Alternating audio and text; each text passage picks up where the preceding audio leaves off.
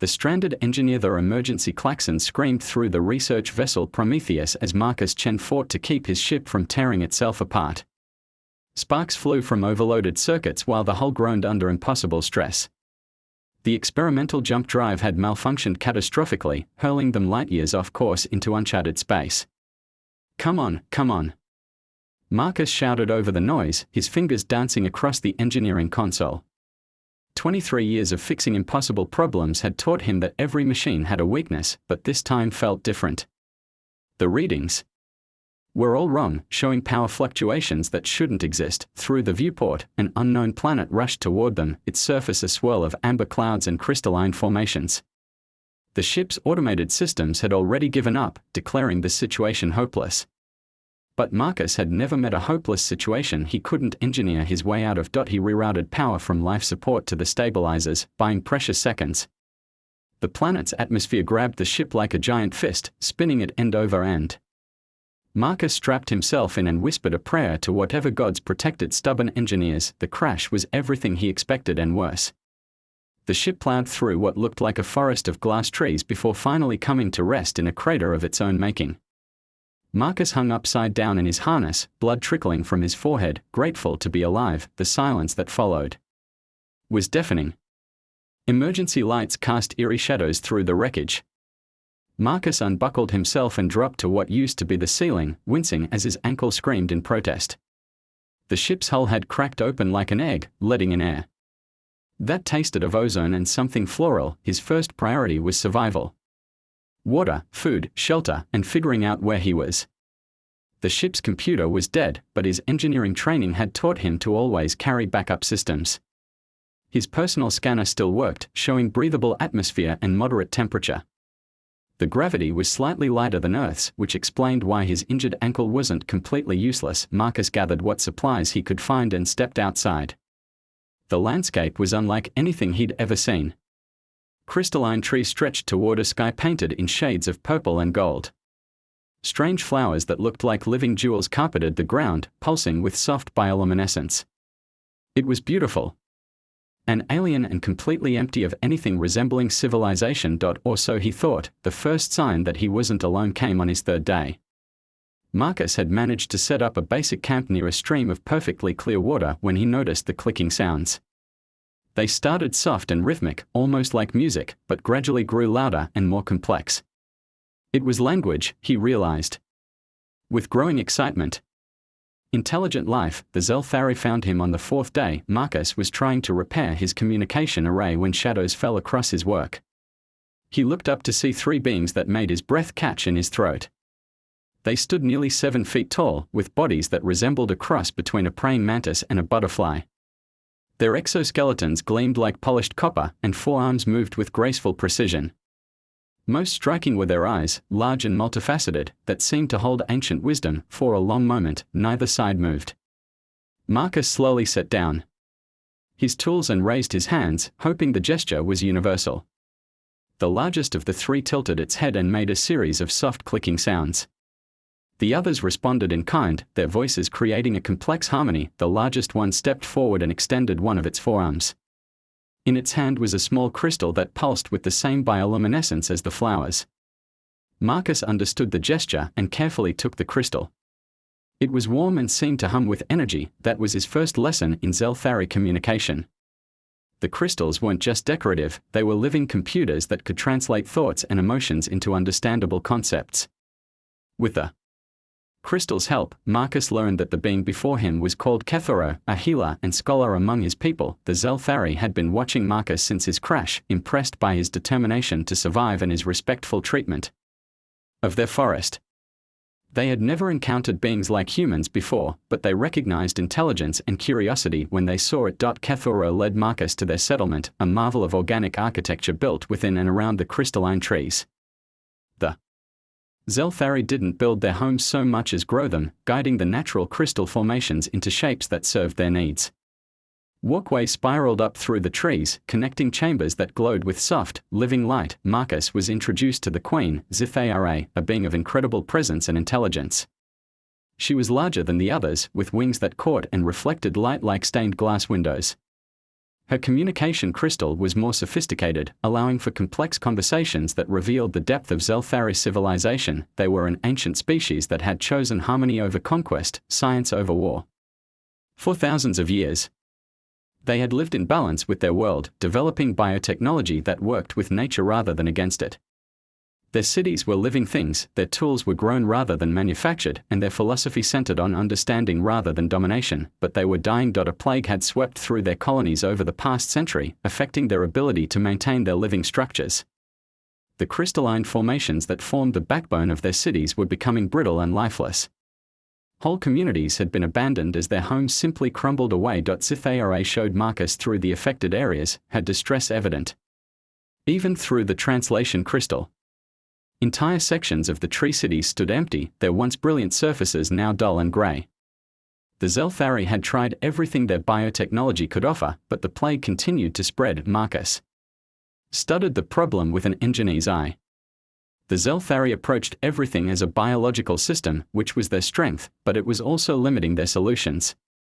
He spent weeks analyzing the crystalline structures, learning how they formed and what kept them healthy. The breakthrough came when he realized the plague wasn't biological at all. It was mineral. The crystals needed specific trace elements to maintain their structure, elements that were being depleted from the soil by changes in the planet's water table. The Zelthari had been treating symptoms instead of the cause, working with Kethuro and a team of Zelthari scientists. Marcus designed a solution that combined human engineering with Zelthari biotechnology. They created a network of purification and mineral distribution systems that could restore the depleted elements to the soil while filtering out the contaminants that had caused the problem. The first test was in a small abandoned section of the city. Marcus and the Zelthari worked side by side, installing the hybrid systems and carefully monitoring the results. For days, nothing seemed to happen. Then, slowly, the grey crystals began to show flecks of color. The bioluminescence returned, and the structures started growing again. Word of the success spread through the colony like wildfire.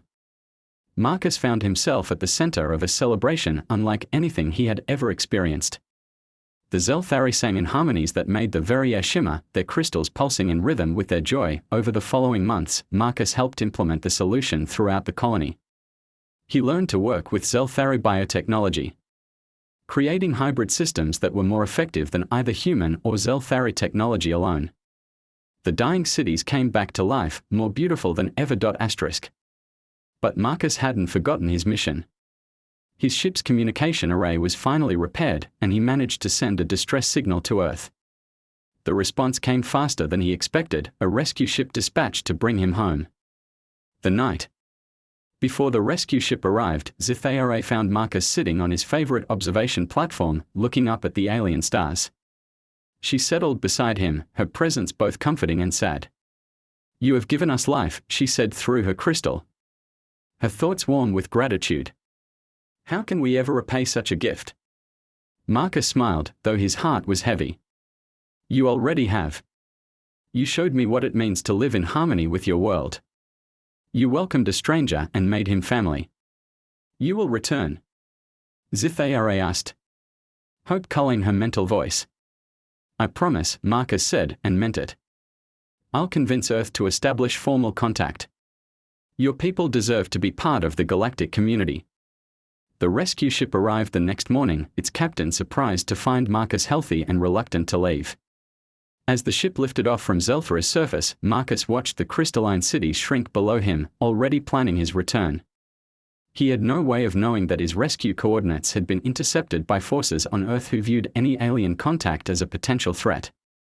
He couldn't foresee that his reports of Zelthari technology would spark fear rather than wonder. In the wrong minds, Marcus Chen left Zelthara as a friend and protector of the Zelthari, carrying with him the memory of beings who had shown him the true meaning of civilization. But the seeds of conflict had already been planted in the data streams carrying news of his rescue. The Zelthari continued their work, strengthening their cities and preparing for the day when their human friend would return with others of his kind.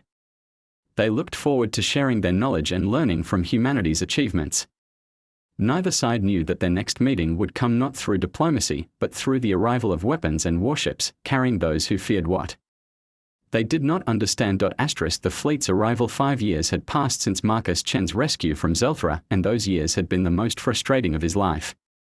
He stood in the sterile corridors of Earth Central Command, clutching a data pad filled with his latest petition for peaceful contact with the Zelthari. It was his 14th attempt to cut through bureaucratic red tape, and he knew it would fail like all the others. Request denied, Admiral Sarah Voss said without looking up from her own reports. She was a career military officer with steel-grey hair and eyes that had seen too many battles. Alien contact protocols require a minimum 5-year observation period before formal engagement. It's been 5 years, Marcus protested, his voice echoing in the Admiral's austere office. The Zelthari saved my life and helped me solve problems that our best scientists couldn't crack. They are peaceful, advanced, and eager for contact. Admiral Voss finally looked at him, her expression unreadable. Mr. Chen, I understand your attachment to these creatures. But Earth's security comes first. We've analyzed your reports, and frankly, any species capable of biotechnology at that level represents a potential threat. Marcus felt his frustration boiling over. Threat? Admiral, they grow their cities instead of building them. They've never had a war in recorded history. They are healers and scholars, not warriors. That you know of, Voss replied coldly. Your reports also mention defensive capabilities that emerged after your departure. Crystal barriers, energy fields, biological sensors covering their entire world. Does that sound like a purely peaceful species to you? The accusation hit Marcus like a physical blow. It was true that his communications with the Zelthari had mentioned new developments in their cities, improvements to their technology that had grown from the hybrid systems they'd built together. But he'd seen those as positive developments, not military preparations. They were protecting themselves based on what I taught them about the galaxy, Marcus said quietly. They know there are hostile species out there. Admiral Voss stood and walked to the window overlooking Earth's sprawling orbital shipyards. Massive vessels were under construction, their hulls bristling with weapons and defensive systems. Indeed they do. And now we have to consider the possibility that humanity is one of those hostile species in their eyes. Marcus left the meeting with a growing sense of dread. Something in Admiral Voss's tone suggested that decisions had already been made, plans set in motion that went far beyond his petitions for peaceful contact. He spent the next week trying to reach other officials, calling in favors from colleagues, anything to get someone to listen to reason. His worst fears were confirmed when Captain Elena Rodriguez found him in his laboratory. Elena was one of the few people in the military who shared his vision of peaceful exploration, and the grim expression on her face told him everything he needed to know. Marcus, I'm sorry, she said, closing the lab door behind her. I just came from a classified briefing.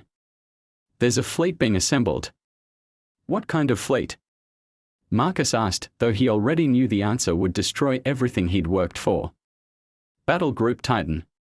12 heavy cruisers, 4 dreadnoughts, and a command carrier. They are calling it a reconnaissance in force mission, but Marcus, they are loading tactical nuclear warheads. The room seemed to spin around Marcus. They can't. Elena, you have to help me stop this. The Zelthari aren't a threat. They are scientists and artists and philosophers. This will be genocide. I can't stop it, Elena said sadly. But I can get you aboard. Admiral Voss specifically requested your presence as an alien specialist and interpreter. She wants you there when they make contact. Marcus stared at his friend, understanding dawning like a cold sunrise. She's not bringing me as an interpreter. She's bringing me as a witness. Someone to confirm that any hostile action by the Zelthari justifies whatever response she's planning. Elena nodded grimly. The fleet leaves in 3 days. I'm sorry. Marcus. I know this isn't what you wanted. The journey to Zelthra took 2 weeks through hyperspace, and every day felt like a countdown to disaster. Marcus spent his time reviewing every scrap of information about Zelthari culture, preparing arguments for peaceful resolution while watching the battle group's crews prepare for war. Admiral Voss kept him mostly isolated, bringing him to briefings where intelligence officers painted the Zelthari as a growing threat. They showed him sensor readings of the improved crystal cities, speculating about weapon systems and military installations. Every advancement Marcus had helped inspire was twisted into evidence of hostile intent. "Look at these energy readings," Commander Hayes said during one briefing, pointing to scans of the Zelthari settlements. "Those crystal structures are generating power levels consistent with planetary defense systems." "They are growing," Marcus protested. "The crystals are living things. Of course they generate energy as they develop. Or they are powering weapons we can't yet identify," Admiral Voss replied. "Mr. Chen, I respect your expertise, but you've been away from these aliens for 5 years. Civilizations change, especially when they feel threatened." Asterisk. Marcus wanted to argue, but doubt had begun creeping into his mind. His communications with the Zelthari had been brief and formal, translated through official channels. What if something had changed? What if his intervention had set them on a path he never intended? The fleet dropped out of hyperspace at the edge of Zelthari's system, and Marcus got his first look at his adopted home in 5 years. The planet was more beautiful than he remembered, its crystalline surface catching and reflecting the light of its sun in patterns that were almost hypnotic. But something was different. The planet's electromagnetic signature was stronger, more complex. Networks of energy flowed between the crystal cities like a planetary nervous system. It was magnificent, but through military eyes, it looked like the infrastructure of a fortress world. "My God," Admiral Voss breathed, studying the sensor displays. "The entire planet is networked. This isn't a civilization, it's a single integrated weapon system." "No," Marcus said, finally understanding what he was seeing. "It's a garden. They've turned their entire world into a living organism. It's the most beautiful achievement in galactic history." "It's the most dangerous," Voss replied. "All stop. Deploy the fleet in defensive formation." The Zelthari response was immediate. The planet's crystal networks pulsed with increased activity, and ships began rising from the surface. But these weren't the organic vessels Marcus expected.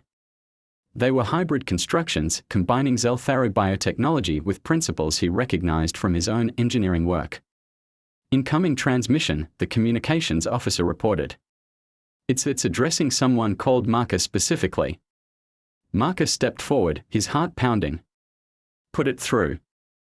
The main screen flickered to life, and Zithaire's familiar form appeared. She was larger than he remembered, her carapace more elaborate, but her multifaceted eyes held the same warm intelligence he recalled. "Marcus Chen of Earth," she said through the translation matrix, her mental voice carrying across space. "We have waited for your return. But you bring ships of war instead of ships of learning. Why do you come with weapons to the world that sheltered you?" The bridge fell silent.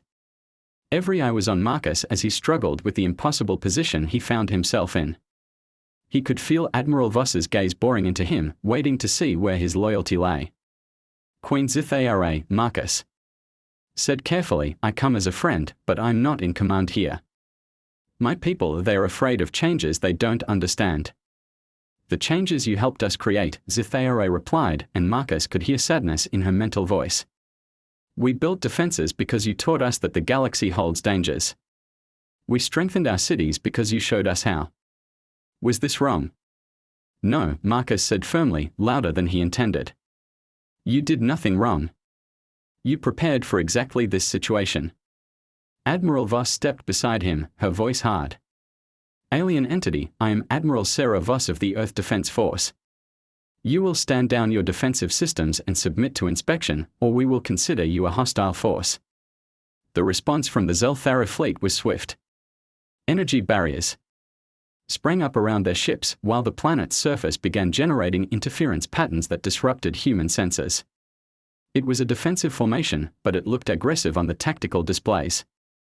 "They are powering weapons," Commander Hayes reported. "Energy signatures consistent with particle beam arrays." "Those aren't weapons," Marcus said desperately. "They are communication enhancers. The Zelthari use focused energy beams for long-range telepathic contact." "Or for burning through ship hulls," Admiral Voss replied. "All ships, prepare for combat. Target their lead vessels." "No." Marcus shouted, stepping between the Admiral and her command console.